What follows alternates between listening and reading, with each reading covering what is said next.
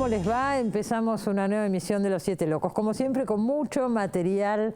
Vamos a hablar de libros, vamos a hablar de artes plásticas y empezamos hablando de teatro con uno de los grandes del teatro argentino.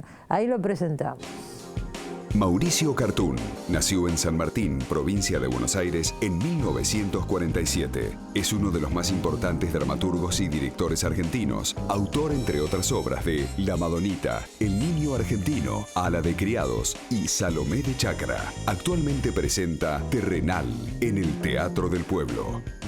Bueno, Mauricio, Terrenal, extraordinaria obra. Lo digo antes de empezar para que quede claro, ¿no? Yo creo que Cartún hoy es quien nos está representando en el teatro el imaginario social argentino, pero de una manera extraordinaria. Y así te estás ganando los premios, ¿eh?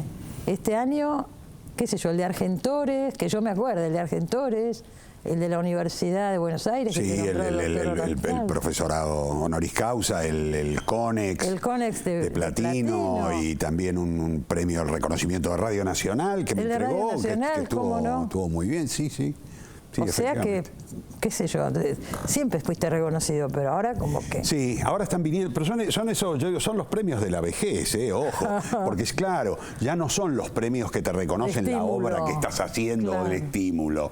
En realidad son todos premios que dicen, te premiamos lo que ya hiciste. Bueno, no está mal, digo. No, bueno, nadie te dice que no sigas haciendo. No, es cierto.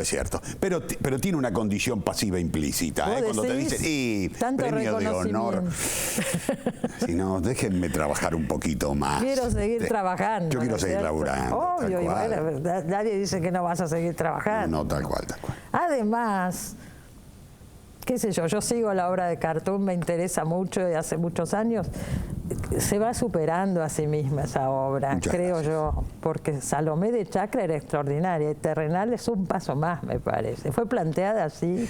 Bueno, no, al contrario, digo, uno siempre cuando se plantea un trabajo no se pone metas superiores al otro, justamente porque sabe que lo nuestro no es una escalera, bueno, no se parece en nada a una escalera. Yo te diría... Pero hay puntos en común entre Salomé de Chacra y Terrenal, me parece. Sí, es cierto. Hay un universo, seguramente un universo poético común, en lo criollo, seguramente también en cierta referencia literaria. Tomar, qué sé yo, temas bíblicos y traerlos a la Argentina. Exactamente, claro. Acá y ahora. Es eso. Bueno, de hecho, Terrenal surgió como inquietud a partir de lecturas que yo hice para Salomé de Chacra. Claro, bueno. Empecé leyendo un libro de mitos de Robert Graves, de mitos hebreos de Robert Graves. Encontré una referencia a Caín y ahí me pareció que había un germen, una semilla para seguir laburando. Porque la historia que toma Terrenal está inspirada o basada en la historia de Caín y Abel. Es el mito de Caín y Abel. Vamos así para el que no lo vio, en el mito de Caín y Abel, ¿no es cierto? El mito de Caín y Abel traído al campo argentino. Así es, sí, a una zona medio incierta y conurbana.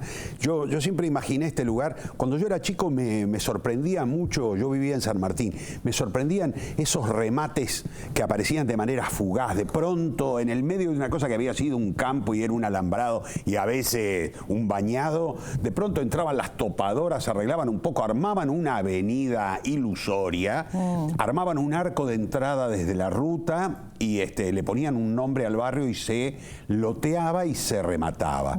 Y he visto muchos de esos loteos fracasados. El único día que se llenaba era el día del remate y por alguna razón no se vendían y ahí quedaban una o dos casitas perdidas. Me conmovía mucho eso de los loteos fracasados. Y entonces sacarme el paraíso terrenal en un loteo fracasado. En un loteo fracasado. Y ahí están los dos hermanos esperando al Tata, ¿no?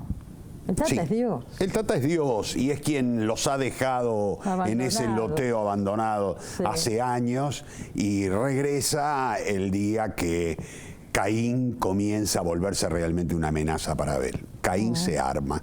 Por lo tanto, Caín toma una preeminencia. Esto deja de ser la sana pelea entre hermanos que hace crecer a los dos y se vuelve una batalla, se vuelve una guerra. Por lo tanto, lo que aparece es el mal. Tatita, Dios vuelve el día que el mal se manifiesta en un arma en las manos de Caín.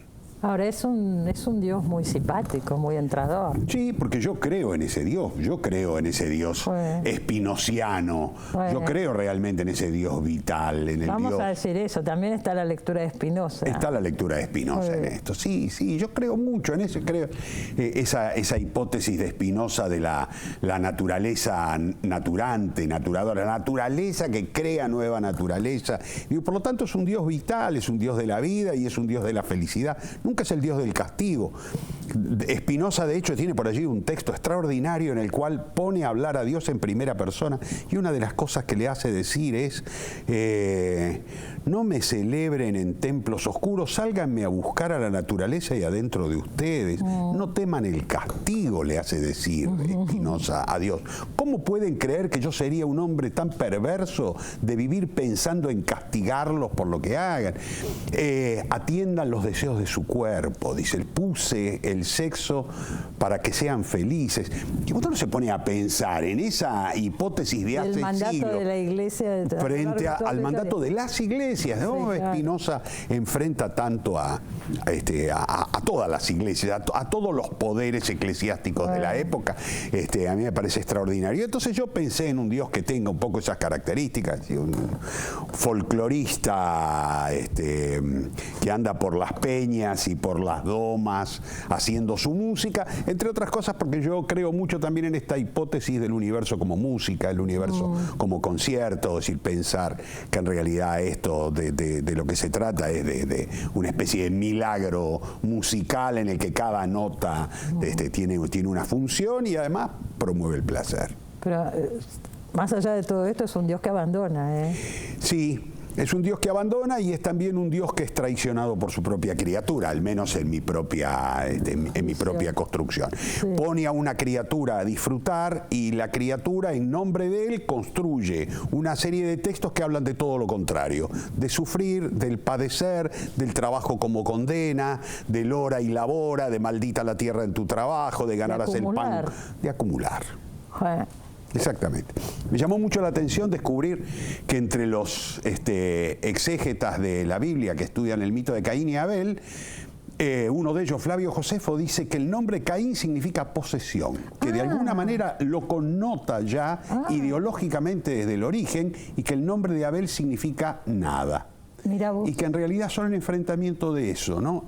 La posesión y la nada, es el desposeído frente a la posesión. Hay un hermano, uno de los dos, que por supuesto ante el abandono, ¿qué hace? Trata de adueñarse de lo que lo circunda, producir, trabajar, acumular, etcétera. Sí. Y el otro no, el otro se queda, ¿qué hace? Junta carnada para vender para la pesca. Sí, es el nómade, es el que no necesita hacer sobre la tierra y acepta que la hipótesis de ser y de estar es una hipótesis de felicidad.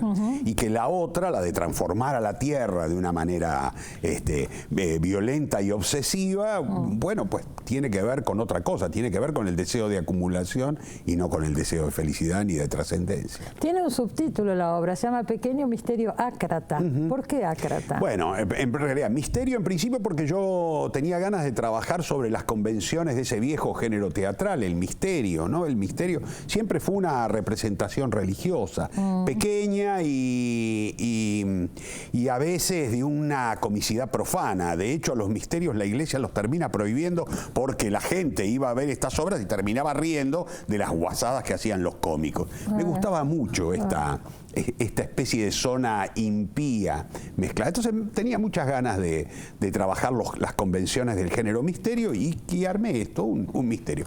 Y ácrata, bueno, pues porque tiene que ver justamente con esa condición de la observación y la impugnación de toda zona de poder.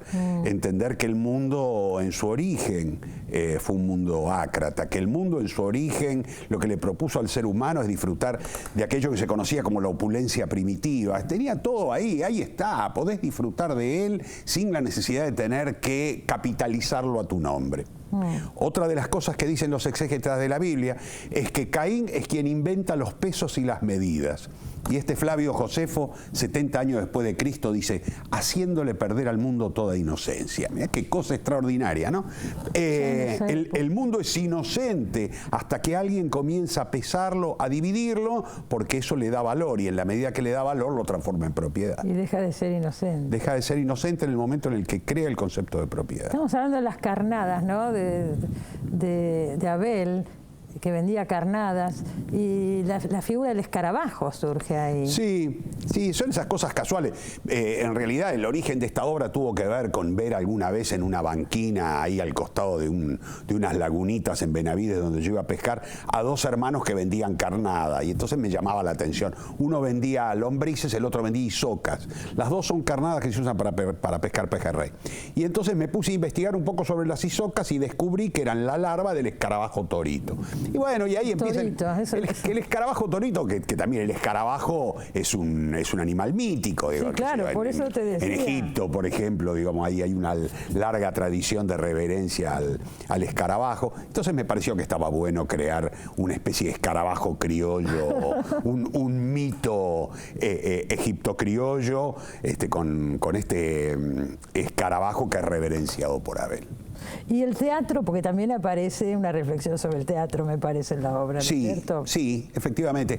Bueno, aparece porque en un momento empecé a descubrir que toda la estructura de la obra sobre la que yo estaba construyendo tenía que ver con aquel tópico barroco del teatrum mundi, ¿no? El teatro del mundo. La representación del mundo como teatro. Usted dice, no, Dios es el director o dramaturgo, claro, y cada uno de nosotros, seres humanos, somos sus personajes.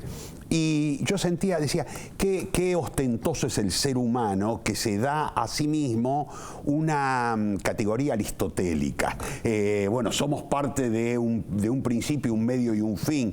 Yo decía, eso es porque nosotros queremos que esto sea así. Sin embargo, hay otros géneros que bien podrían representar la vida. Por ejemplo, el varieté, que no tiene ni principio ni fin. El varieté empieza cuando empieza y termina cuando el último cómico se agotó y dijo, bueno, basta, no queda nadie ahí, nos vamos. Me divertía la idea de pensar la analogía en cambio de un teatrum mundi, un varieté mundi. El mundo como un varieté en el que nada se vincula con nada. Cuando terminamos viene otro número que nos reemplaza. Lo nuestro no tiene continuidad dramática. Es una mirada también bastante tremenda. Bueno, la obra, sí, la obra con humor, pero tiene una mirada... Tiene cierto escepticismo. Sí. Y bueno, sí, sin duda que sí. Sin duda. Va a viajar ahora esta obra a la Feria de Guadalajara. Sí, nos presentamos allá y estamos con tanto entusiasmo, digo, tan contentos de este viaje. Vamos además a una sala preciosa que hay ahí en Guadalajara. Una sala de teatro. Es una sala de teatro específica, sí. Porque Guadalajara, esto podemos decirlo también de paso, además de la feria propiamente dicha, organiza actividades en museos, muestras de arte, en teatros, etcétera, y el país invitado de honor, que en este caso es la Argentina, también lleva sus espectáculos, sus artistas plásticos, etcétera. Trasciende el mundo del libro, es una idea muy interesante. Sí, y es una feria muy bonita, una feria muy viva, con muchas actividades, con mucho sustento intelectual. Está organizada por la Universidad de Guadalajara. Sí, y eso se nota en cierta condición menos mercantil que otras ferias. Tiene también la parte mercantil muy fuerte, tengo entendido. Pero por también supuesto, la parte todo lo que tiene que ver con lo editorial. A lo que me refiero es que las actividades no están pensadas por las editoriales, sino que están pensadas por una gestión cultural. Y allá van con Terrenal. Vamos con Terrenal y yo voy a dar unos días sin estar acá. Sí, nos vamos a perder todo un fin de semana aquí. El fin de semana del 28, 29 y 1 de diciembre estamos allá, levantamos aquí, pero después volvemos y seguimos hasta fin de año. Hasta fin de año está. Sí, vamos a decir que está en el Teatro del Pueblo, de paso. ¿Qué días está? Viernes, sábado, los viernes a las 9, los sábados a las 21:30 y los domingos a las 8 de la noche. Se merece esta obra toda la difusión, ir por todo el país, pienso, viajar afuera y todo lo que fuera. Realmente es extraordinaria. Y algo que querría decir los actores. Son fantásticos. Son 3 actores, el Tata, Caín y Abel, ¿no? Los tres son excelentes. Fantástico, fantástico. Además, cada uno de ellos... los nombres, si podemos. Bueno, claro, sí, son Claudio Ricci hace Tatita, Claudio Martínez Bell hace Caín y Claudio Dapasano que hace Abel. Los tres son Claudios, un pierna de Claudios, decimos nosotros, trío de Claudios. Una situación azarosa pero feliz. Y los tres han hecho tres composiciones muy singulares, trabajando además sobre tres campos diferentes del humor, que se complementan. Digo, aclaro esto también, porque si uno habla del mito bíblico y parecería pensar en una obra de cierta solemnidad, y la obra es todo lo contrario, bueno, hablábamos del varieté. El varieté, ¿no? Efectivamente. Sí. Y los tres han tomado como distintas formas del humor. Digo, formas que son formas tradicionales del humor, el del Augusto, el del payaso blanco, el del Pierrot. Son distintas formas, cada una de las cuales tiene una comicidad, y que acá los tres las han tejido, las han imbricado de una manera muy, pero muy placentera. Seguro. ¿Cuánto tiempo estuvieron ensayando esta obra? 6 meses encerrados. Sí, encerrados en mi estudio comiendo galletita de grasa y engordando de la angustia, sí. Como siempre. ¿Viste? Uno se mete en estos trabajos sin saber para dónde van a agarrar. Y hay un momento donde estás perdido como en el medio del desierto, con la sensación de, bueno, puedo agarrar para cualquier lado y es lo mismo. Total, como no veo construcción alrededor. Todo es posible. Todo es posible. Y pasamos momentos duros, pasamos momentos de mucho desconcierto. Hasta en algún momento nos planteamos la posibilidad de parar, porque no veíamos muy bien para dónde. Y después, como pasa siempre, encontramos un rumbo y le dimos para ahí, y por suerte ese nos llevaba al oasis y allá vamos. Finalmente llegamos a algún lado. Porque es interesante ver esto también. Vos sos el dramaturgo y el director, sí, como en casi todas tus obras, sí, ¿no es cierto? Digo, ¿cómo partís? ¿Ya tenés la obra escrita? ¿Cómo es? Sí, yo tengo la obra escrita, pero yo siempre me planteo al escribir olvidarme por completo de la apuesta, y siempre lo que pienso es que la apuesta es justamente eso, es una apuesta sobre la obra. Es puesta y es apuesta, porque nunca sabés si la vas a ganar o no. Y en realidad la obra, cuando yo la escribo, no contiene en sus paréntesis un señalamiento sobre cómo debe ser representada. Eso lo ves en el cuerpo de los actores y en el espacio que empezás a imaginarte de manera virtual, porque en el estudio lo único que tenés son unos palitos con los que más o menos... Y por ahí todavía no sabés en qué teatro va a estar. No, bueno, en este caso sabíamos, pero de todos modos no teníamos ni idea de cómo iba a ser la escenografía, no teníamos ni idea de cómo iban a ser las luces, si iba a tener música o no iba a tener música. Yo tenía ganas de que tuviese música y sonido, pero tampoco sabía cuál. Y en un momento nos perdimos bastante. Estábamos como con la sensación de que la obra se había vulgarizado mucho. Y que es curioso, ¿sabés quién nos salvó? Beckett nos salvó. Beckett nos salvó. De pronto, en el medio de la angustia, de la sensación de para dónde, cuál es el tono de esta obra, de pronto apareció esta sensación de, son dos tipos que están en un campo esperando algo. ¿No te suena una obra conocida? Bueno, y apareció una idea de una especie de Esperando a Godot trucho. Claro. Y empezamos a trabajar sobre eso, y eso de alguna manera nos orientó muy rápidamente. Luego nosotros hicimos nuestro propio desarrollo, pero tengo que hacerle los créditos al colega. Seguro. Digo, también hay que pensar que son todos profesionales, son actores profesionales, sí, vos mismo, digo, es una patriada en un punto. Están ensayando 6 meses, sí, sin ninguna garantía económica, ¿o qué? Sin ninguna garantía económica, sin ninguna garantía artística tampoco. Nada, porque ese es lo que a veces se pierde de vista en relación a la diferencia entre el teatro independiente con otras zonas de representación del teatro. Que hay algo donde, en ese caso, 4 profesionales, 5, porque estábamos con nuestro asistente también, allí encerrados, buscando algo que no sabíamos muy bien qué era, y que siempre podés encontrarlo o no, o podés encontrar algo que es extraordinariamente menos valioso que lo que vos esperabas encontrar. Aceptar eso tiene que ver con algo que es muy poco común en el mundo, y que es el carácter creativo del actor argentino. Mis amigos, por ejemplo, españoles, cuando vienen, a veces se ríen a los gritos de 2 cosas. Primero, de la cantidad de espectáculos que hay en Buenos Aires, que es una especie de desmesura universal. Y por el otro lado, esto de pensar, dice, pero tú tienes 3 actores profesionales trabajando sin saber qué es lo que van a conseguir, buscando el tono de una obra sin que tú le hayas dicho primero cómo es el tono de esa obra. Sí, bueno, pero es que de eso se trata. Y son profesionales y lo aceptan, sí, son profesionales y lo aceptan. ¿Y por qué? Bueno, pues porque son artistas, porque aman lo que hacen. Y porque el objetivo es la obra y no la venta de la obra. esta es la diferencia grande que hace al trabajo del artista. Entender que el objetivo está puesto en construir la obra. No todos lo entienden, voy a decir. No, y bueno, a veces las propias circunstancias de la vida hacen también que no lo puedas entender. Obviamente necesito hay que vivir, facturarla pero la eso obra. por supuesto. No cabe ninguna duda, y esto no. Lo que hago de ninguna manera es plantearlo en términos éticos, pero lo que es interesante es observar este otro fenómeno, el fenómeno del artista de teatro que trabaja con ese objetivo puesto en la obra, y la mirada está puesta allí, y hay momentos donde uno pierde de vista por completo el fenómeno económico y entra en una especie de economía bizarra, donde vos decís, estoy poniendo tantas horas, tanta angustia, tantos kilos de más que le estoy metiendo con la galletita de grasa.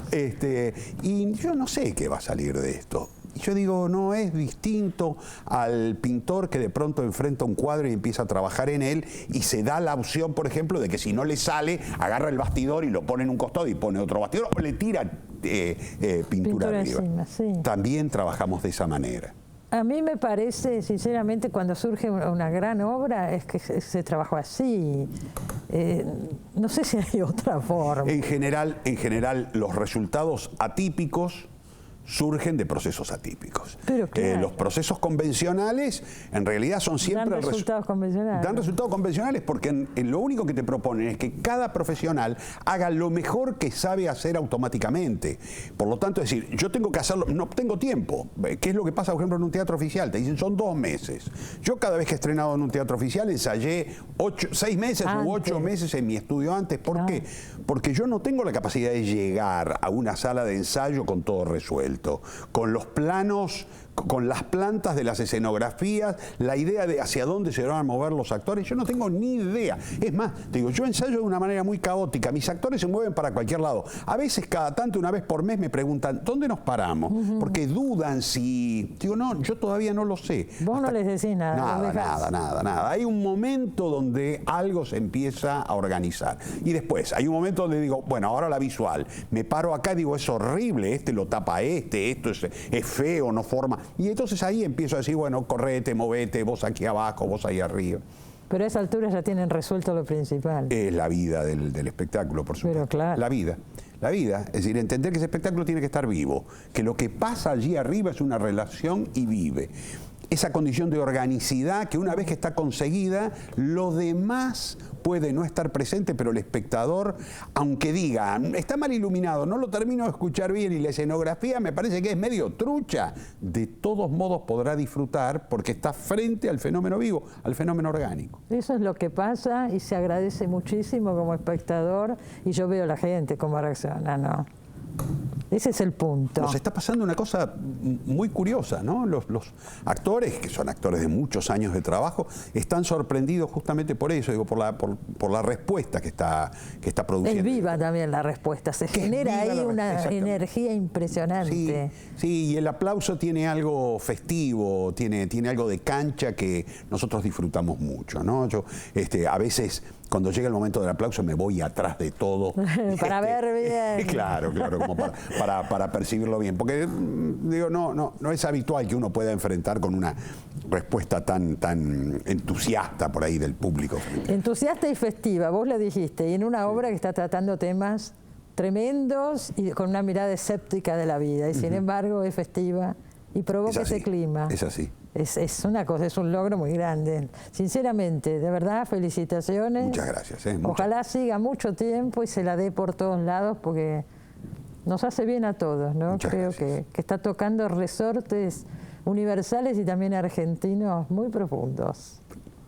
Nos vemos, gracias Mauricio. Gracias por invitarme. Pero al contrario, con todo gusto. Hace como un mes que lo estábamos invitando y no venía, porque lo invitan de muchos lados últimamente, me parece.